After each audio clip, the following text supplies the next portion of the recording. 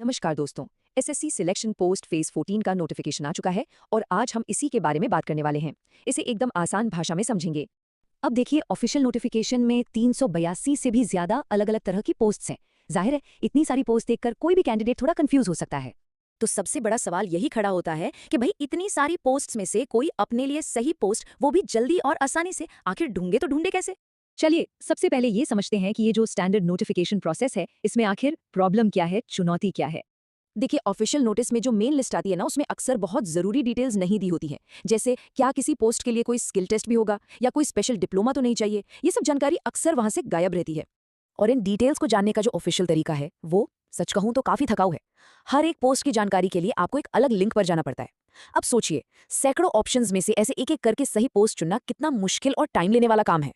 तो इसका हल क्या है, उस पर आने से पहले आइए कुछ ऐसे आम नियमों को समझ लेते हैं जिनको लेकर कैंडिडेट्स में अक्सर बहुत कंफ्यूजन रहता है। एक सवाल जो बहुत ज्यादा पूछा जाता है वो है अलग अलग एसएससी रीजन्स में अप्लाई करने को लेकर। तो इसका जवाब बहुत सीधा है। जी हाँ, बिल्कुल, आप किसी भी रीजन की किसी भी पोस्ट के लिए अप्लाई कर सकते हैं। इससे कोई फर्क नहीं पड़ता कि आप रहते कहाँ हैं। अच्छा, अब एक और सवाल। अगर कोई कैंडिडेट एक से ज्यादा मतलब कई सारी पोस्ट्स के लिए अप्लाई करता है तो उसे कितने एग्जाम्स देने होंगे? तो जान लीजिए, एक कैंडिडेट को ज्यादा से ज्यादा सिर्फ और सिर्फ 3 एग्जाम्स देने पड़ेंगे। जी हाँ, सिर्फ 3। ये 3 एग्जाम्स 3 अलग अलग एजुकेशनल लेवल के हिसाब से होते हैं। एक मैट्रिक लेवल का, दूसरा हायर सेकेंडरी यानी 10+2 लेवल का, और तीसरा ग्रेजुएशन एंड अबव लेवल का। बस, इससे कोई फर्क नहीं पड़ता कि आपने कितनी पोस्ट्स के लिए अप्लाई किया है। तो चलिए अब आते हैं उस सोल्यूशन पर जो इस पूरी की पूरी प्रक्रिया को आपके लिए बहुत बहुत आसान बना देगा। देखिए, अगर ऑफिशियल तरीके से चलें तो हर एक पोस्ट को चेक करने के लिए कम से कम ये 6 लंबे लंबे और थकाऊ स्टेप्स फॉलो करने पड़ते हैं। अब जरा इन दोनों तरीकों में फर्क देखिए। ऑफिशियल तरीके में क्या है, हर डिटेल के लिए अलग लिंक पे जाओ, टाइम लगाकर ढूंढो।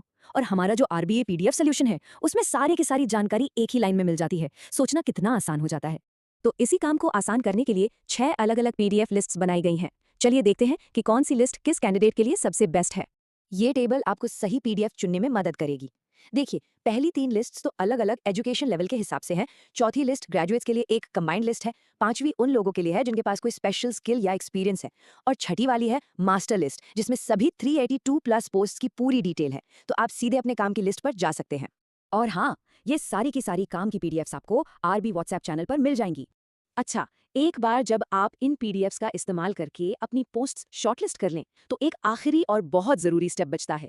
तो सबसे जरूरी बात यह है कि पोस्ट्स को ढूंढने के लिए आप आरबी लिस्ट्स का इस्तेमाल करें, लेकिन अप्लाई करने से ठीक पहले अपनी फाइनल चॉइस को ऑफिशियल वेबसाइट पर जाके एक बार डबल चेक जरूर कर लें। और ये है वो ऑफिशियल प्रोसेस जिससे आप अपनी चुनी हुई पोस्ट की डिटेल्स को फटाफट कंफर्म कर सकते हैं, बस कुछ ही क्लिक्स में। तो देखिए, क्या करना है और कैसे अप्लाई करना है ये तो अब बिल्कुल साफ हो गया है, रास्ता एकदम क्लियर है। लेकिन अब जो आखिरी और सबसे जरूरी सवाल है वो ये है कि सिलेक्शन क्यों होगा। इस क्यों के लिए आपकी स्ट्रेटेजी क्या होगी, अब इस पर सोचने का समय है।